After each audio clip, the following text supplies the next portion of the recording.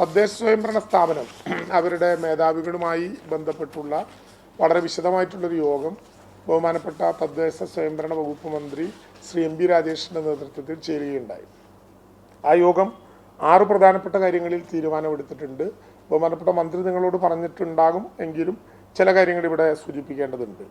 അതിലൊന്ന്, ഈ റീഹാബിറ്റേഷൻ്റെ ഭാഗമായി ഇപ്പോൾ ക്യാമ്പുകളിൽ താമസിക്കുന്ന ആളുകളെ ഏറെ താമസിയാതെ നമുക്ക് മറ്റിടങ്ങളിലേക്ക് മാറ്റി പാർപ്പിക്കേണ്ടതായിട്ട് വരും. സ്ഥിരമായി സ്കൂളുകളിൽ ക്യാമ്പുകൾ എന്നുള്ളതിൽ നിന്ന് മാറ്റി മറ്റ് സ്ഥലങ്ങൾ കൂടി കണ്ടെത്തേണ്ടി വരും. സ്വാഭാവികമായിട്ടും സ്കൂളുകൾ പഠനാവശ്യങ്ങൾക്ക് വേണ്ടി നൽകേണ്ടി വരുമ്പോൾ ദീർഘകാലത്തേക്ക് അങ്ങനെ ഒരു ക്യാമ്പിലേക്ക് പോകാൻ ആവില്ല. ഇതിനാവശ്യമായിട്ടുള്ള എല്ലാ കെട്ടിടങ്ങളും പരിശോധിക്കാൻ, എത്ര കെട്ടിടങ്ങൾ ഒഴിഞ്ഞു കിടക്കുന്നുണ്ട് എന്ന് നോക്കാൻ സർക്കാരിൻ്റെയും സ്വകാര്യ സംവിധാനങ്ങളുടെയും കെട്ടിടങ്ങൾ ഒഴിവുണ്ടോ, വീടുകൾ ഒഴിഞ്ഞു കിടക്കുന്നുണ്ടോ, ഫ്ലാറ്റുകൾ ഒഴിഞ്ഞു കിടക്കുന്നുണ്ടോ, ഇത് സംബന്ധിച്ച് സമഗ്രമായ ഒരു വിവരശേഖരണം നടത്താൻ LSTDയെ ചുമതലപ്പെടുത്തിയിട്ടുണ്ട്. LSTD ആ വിവരശേഖരണം നടത്തും. വിവരശേഖരണം നടത്തി ലഭ്യമാകുന്ന വിവരങ്ങൾ ജില്ലാ ഭരണകൂടത്തെ നൽകുന്ന വിധത്തിലുള്ളൊരു പരിപാടി അവിടെ നമ്മൾ തീരുമാനിച്ചിട്ടുണ്ട്. കുടുംബശ്രീയുടെ നേതൃത്വത്തിൽ ഉപജീവനത്തിന് വേണ്ടി ഓരോ വ്യക്തിക്കും പ്രത്യേകമായിട്ടുള്ള മൈക്രോ പ്ലാൻ തയ്യാറാക്കാനുള്ള നടപടിക്രമങ്ങൾ LSTD കൂടി തീരുമാനിച്ചിട്ടുണ്ട്. അവർ ആ നടപടിക്രമങ്ങളിലേക്ക് കടക്കുകയും ചെയ്യുന്നുണ്ട്. വേസ്റ്റ് മാനേജ്മെൻറ്റ് വളരെ പ്രധാനമായിട്ടുള്ള ഒരു കാര്യമാണ്.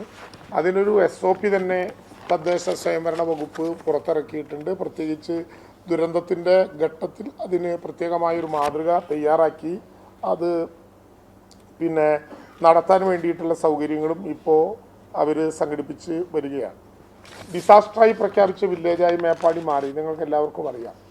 അങ്ങനെ മാറിയ സാഹചര്യത്തിൽ ഡിസാസ്റ്റർ വില്ലേജ് എന്ന അടിസ്ഥാനത്തിൽ NRIG വർക്കേഴ്സിൻ്റെ തൊഴിലുറപ്പ് പദ്ധതിയിലെ അതിലെ അംഗങ്ങളുടെ തൊഴിൽ ദിനങ്ങൾ 150 വർദ്ധിപ്പിച്ചുകൊണ്ടുള്ള തീരുമാനവും അവരെടുത്തിട്ടുണ്ട്.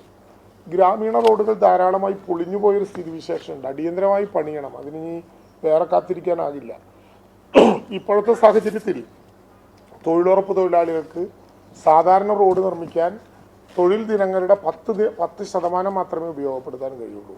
ആ 10% എന്ന നിബന്ധന പൂർണ്ണമായിട്ടും ഡിസാസ്റ്റർ വില്ലേജ് എന്ന നിലയിൽ പൂർണ്ണമായിട്ടും എടുത്തു കളഞ്ഞു. അതോടൊപ്പം മെറ്റീരിയൽ കോമ്പോണൻ്റുള്ള റോഡുകൾ, അതായത് ടാറിടുക, മെറ്റൽ ചെയ്യുക, അത്തരം റോഡുകൾക്ക് ആകെ തൊഴിൽ ദിനങ്ങളുടെ 40% മാത്രമേ പാടുള്ളൂ എന്നാണ് ഇപ്പോഴത്തെ നിബന്ധന.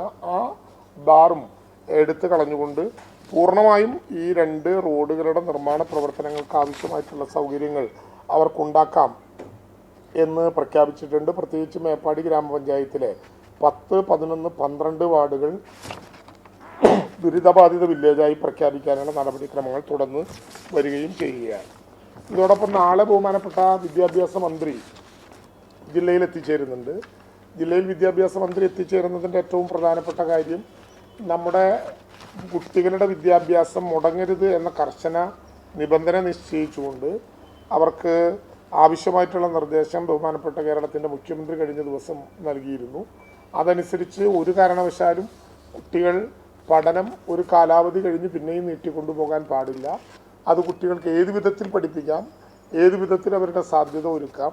മുഖ്യമന്ത്രിയുടെ ഭാഷയിൽ പറഞ്ഞാൽ കൂട്ടായിരുന്നു പഠിക്കൽ മാത്രമല്ല, വീടിനകത്ത് ഒറ്റപ്പെട്ടാണ് ഇരിക്കുന്നതെങ്കിൽ അവിടെ പോയി പഠിപ്പിക്കൽ ഉൾപ്പെടെ എങ്ങനെ സംഘടിപ്പിക്കാം എന്നതിനെ സംബന്ധിച്ച് വളരെ ബൃഹത്തായ വിധത്തിൽ ഉള്ള തീരുമാനങ്ങൾ ആ യോഗത്തിന് ശേഷം എടുക്കും എന്നാണ് ഞങ്ങൾ പ്രതീക്ഷിക്കുകയും ചെയ്യുന്നത്.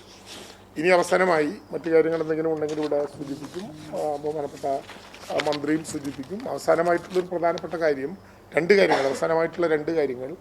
ഒന്ന്, പല ക്യാമ്പുകളിലും മാധ്യമപ്രവർത്തകരോട് ക്യാമ്പിലെ ഇൻമേറ്റ്സ് പറയുന്ന ഏറ്റവും പ്രധാനപ്പെട്ട ഒരു കാര്യം, ഇന്നും ചില ചാനലുകളിലൂടെ സംസാരിക്കുമ്പോൾ എന്നോട് തന്നെ ചോദിച്ചിരുന്നു, നമുക്ക് പലരുടെയുമല്ല മഹാഭൂരിപക്ഷം പേരുടെയും രേഖകൾ പൂർണ്ണമായി നഷ്ടപ്പെടുന്ന സ്ഥിതിവിശേഷം ഉണ്ടായിട്ടുണ്ട്.